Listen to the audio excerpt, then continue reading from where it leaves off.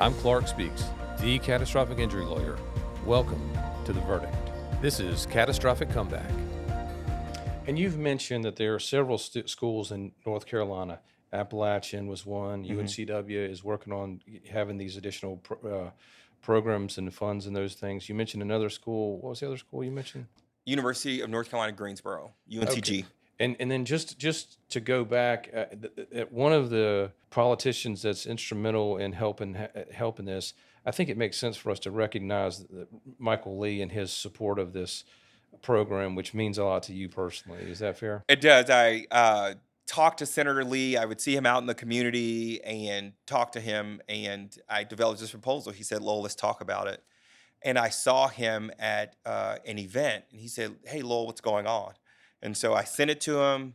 We had a conversation about it. I talked with his legislative aide, and I didn't really hear anything.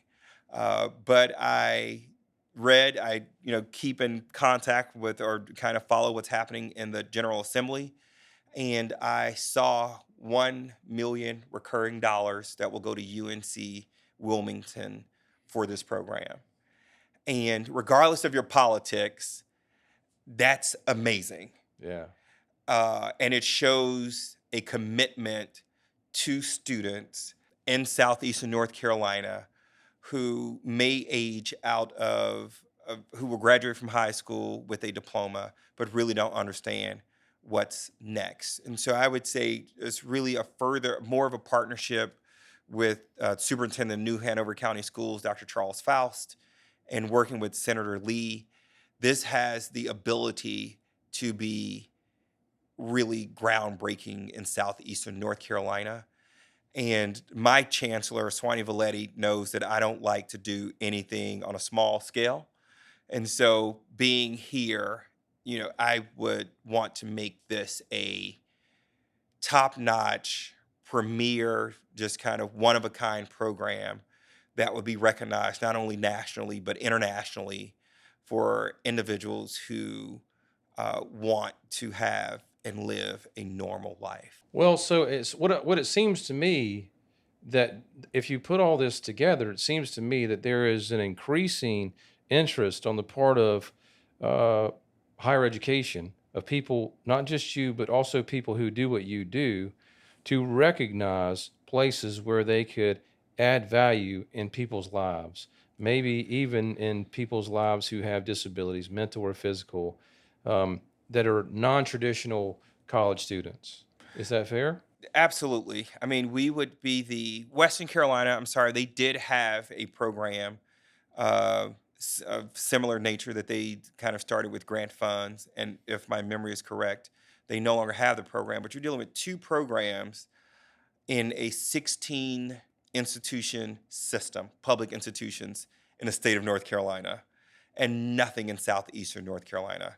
I would say Greensboro maybe central and App State Western, but nothing on the eastern part of the state.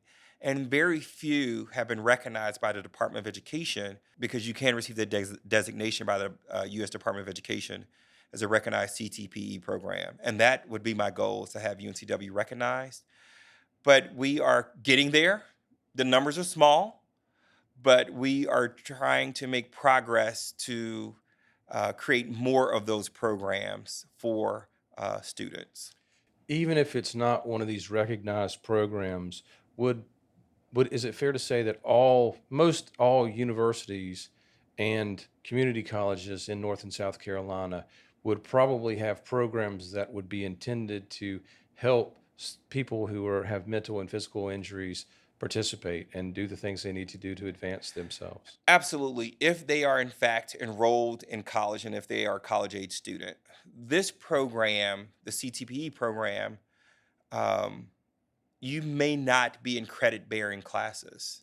This is simply a program on a college campus to give you a college experience where you may take credit bearing classes depending on how you shape your program, or you may take courses that are more focused on life skills. The goal is for you to leave this program and to go out and to be a functioning citizen in the community. And it takes on a lot of different shapes. What works at UNCG may not work at UNCW. Some programs have started and they've asked families to foot the bill, and families are in some instances paying, I use this term, it's probably not the best term to use, but full freight or full cost of their son or daughter or loved one to participate in a program like this. What Senator Lee is doing is saying, I'm going to give you some money on a recurring basis to not only staff it, but to give some scholarships to some students who may not have family members who can pay to participate in a program like this. So they have a shot at being successful in life, just like someone whose parents can pay. Well, so that's my next question. But you brought up something interesting. You said college age students. So when I think about this, like some of our uh, clients, I mean, they might be 50 years old and 40. They might be all different ages. So is there an age limitation to going to school and participating in these education and re-education programs? Absolutely not. I think I read an article where a person was in their 90s and walked across the stage last week at an institution. As the Vice Chancellor for Student Affairs, we made some modifications to commencement this year. And I have the opportunity to witness every single student that walks across our stage at UNCW. And I can tell you that a majority of the students just visually may appear to be college age, but there are a number of students and a significant number of students who are what we call in higher education adult learners. So it sounds like to me that universities and colleges and community college would just fundamentally, and the people that work in those environments would be really supportive of trying to find a way to help somebody gain the education or re-education they need to start something new after something catastrophic. Is that fair? Absolutely. You know, we did not, people who I'm going to say go into administration or go into higher education, there is most definitely not a lot of money. And so you do it because you care. You do it because you love what you do. You want to make a difference and you want to impact the lives of the individuals that you come in contact with. And so if you have experience an injury and you have a desire to go to college, there are people on campuses that are there to assist you and they want to see you graduate from those institutions. I went to a wedding of a former student of mine at the University of Alabama. And so you have to think I have not communicated with this. I've stayed in contact, but I have not been a part of this student's life for probably 10, over 10 plus years. And this student had some challenges that I'd completely forgotten about. It wasn't until I went to their wedding and I was the only person in the university that was invited. And they said, Dr. Davis, do you remember you did this and you did that? I said, I had no clue.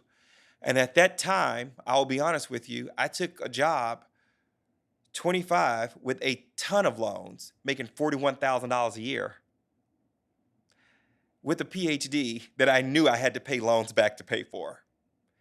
And my loans exceeded six figures. Right. I didn't go into higher education thinking or knowing that I was going to make money. I went into it, as I said earlier, because I saw a mother working in a K-12 school system who would pray every morning, allow me to make a difference. And so I went into higher education to do the same thing. And I guarantee you, for anyone who's watching or listening, there are people on college campuses who didn't go into it for the money. They went into it to help someone just like you. Well, so now that you mention it, my mother was a third grade teacher for 35 years, and people come up to me on a regular basis, even today, and talk about how big of an impact she had on Mhm. their lives. And so I think it is important to recognize that at all levels of education, you can find people who are going to try to help you go from where you are to the place where you want to be. And sometimes it's a matter of just finding and connecting with those people. Absolutely. And so don't get discouraged. You know, if you call an office and you don't get the answer that you're looking for, keep calling. Keep, be persistent and you will find the person who will help you. I think that's to be said for a lot of things is that the being persistence and to persevere through some of these things. It's going to be there are going to be times when doing the things that you need to do to rebuild your life after something catastrophic are going to be challenging, but it's a matter of not accepting no and to setting your goals and to taking the steps that you need to try to reach them. Let me ask you this.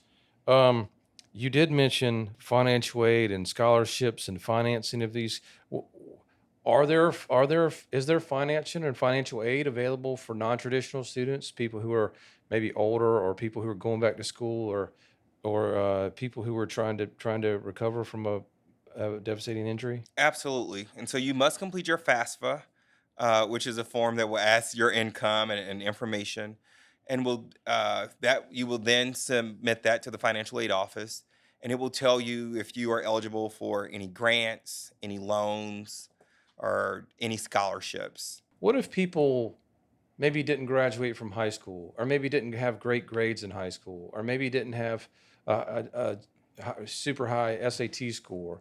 What would be their path to try to get into a college or a community college and take the steps that you're describing? I would say if your academics were maybe less than you would like for them to be, there's no problem with starting at a community college. Most of our community colleges, or some of them, have open enrollment. There's nothing wrong with starting at the community college. And I would say, you may not remember this, or people who are watching this or listening. There was a TV show called The Rock on TV, and this was years ago. I was probably less than 10 when this TV show was on, and I was in heard somewhere that the main character went from jail to Yale drama department. And so if this person went from incarceration to an Ivy League institution to having a primetime television TV show, you can do it. Never give up. People will tell you no. S- Blocks will be thrown in your path every step of the way. There are hurdles that you will have to overcome and jump over. There are things that happened to me personally in life where I could have said, you know what, I'm just going to call it quits and I'm not going to continue to pursue my PhD. I wrote my dissertation from an ICU waiting room. So you cannot give up. And I just think about this individual who, from jail to Yale, to a prime time, to being the main character in a primetime TV show. So, if nothing else, regardless of your injury, regardless of what someone may tell you, don't give up. Don't think it can't be done. Don't think, if it is incarceration, that you can't come out and you can't be successful, because there is evidence that you can do it. Well, and so as you're talking, it's some of my past clients who have some of them have been guests on the show are coming to my mind, and I'm struck by just how tough and resilient and strong they were in trying to, uh, you know, recover and overcome their medical injuries. And and what an inspiration they are to themselves, to their families, and to their medical providers, and to us as their legal team. And then I so I don't think that they would have. I mean, they are tough, strong, resilient people, Hmm. and they find strength in these difficult situations.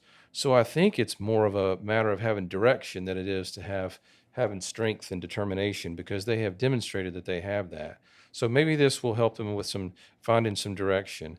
And one of the things that I've noticed um, is that a lot of community colleges are now very much integrated into the university system, with the idea in mind that we will start people here, and our plan, our path, our intention is to get them to the point where they can succeed at another college in a 4-year institution. Is that fair? Absolutely. A few years ago, the state of North Carolina went to a common course numbering system. And so the English class that you may take at Cape Fear Community College here in Wilmington, intro to, I'm going to say, written communication, English 101, let's say, as an example, is probably going to be English 101 at UNCW. And that has, I think, allowed students an opportunity to check kind of the box, or to the courses that they've taken at a community college to verify how it may transfer to a public institution in the state of North Carolina. You may start at a community college. That doesn't mean you have to stop at a community college. You can continue to go and continue to pursue a baccalaureate degree. So if I understand you correctly, then let's say someone does start at a community college and they have to take English and they have to take math and history and science and all that.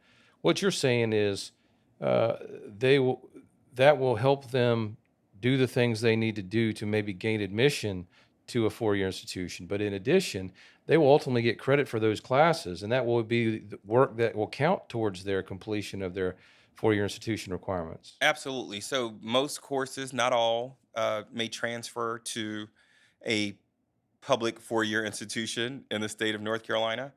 As long as you maintain a certain grade point average and you successfully complete a certain number of credit hours, there are institutions that will offer you admission. I mean, I know this is not where you work, but is it reasonable to assume that these community college would have accommodations made for um, people with physical and mental disabilities, like ramps and maybe extended time for tests for someone with a TBI, those types of things? Absolutely. The federal government, and my graduate special ed instructor, if she watches this, would be upset. But the Section 504 compliance says you have to have ramps. Like buildings have to be handicap accessible. And so when you think about when you walk in, maybe the grocery store, you walk into a building and you see a handicap button there to the right or to the left, the federal government requires us to have those buttons and to make sure that there are ramps and that buildings are accessible for individuals. And we have to comply with Department of Education and Office of Civil Rights legislation by making sure that we offer those students resources and accommodations who come to our institution. And if you don't comply, it can be an OCR complaint, which no institution wants to face that. Thanks for joining us. Don't forget to subscribe and follow us to stay up to date with our weekly episodes. We'll see you next time.